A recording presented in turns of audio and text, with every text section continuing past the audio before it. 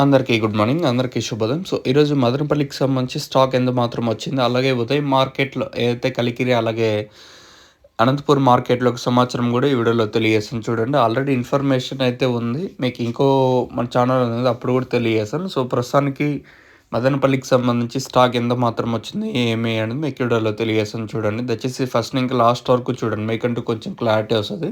మీరు అరకొర చూసినారంటే మీకేం అర్థం కాదు. ముందు చెప్తాను.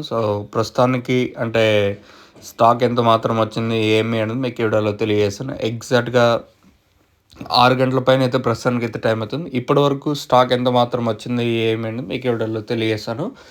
మార్కెట్ అయితే నిన్న మదనపల్లి స్టాక్ విషయం మాట్లాడుకుంటే మనం ముందుగా టీవీఎస్, అలాగే కేజీఎన్ మండి ఈ లైన్లో మాట్లాడుకుంటే, ఈ లైన్లో దిగుమతి ఈరోజు ఒక 5-10% మన దిగుమతి తగ్గింది. ఈరోజు వచ్చేసి ప్రస్తుతానికి అయితే తగ్గింది. కానీ ఈ తర్వాత ఏమన్నా ఒక్కొక్కసారి స్టాక్ అనేది వస్తూ ఉంటుంది. ప్రస్తుతానికైతే ఒక 5-10% మేర ఈ లైన్లో దిగుమతి తగ్గింది. ఇంకా అలాగే ఆ పక్క మదీనా మండి, అలాగే వెంకటేశ్వర మండి లైన్లో మాట్లాడుకుంటే ఈ లైన్లో ఒక 5% మేర తగ్గింది. ఓవరాల్గా మార్కెట్ మొత్తం మాట్లాడుకుంటే ఒక 5-10-15% మేర దిగుమతి తగ్గింది. మరి రేట్లు ఏ విధంగా ఉంటాయని చూడాలి.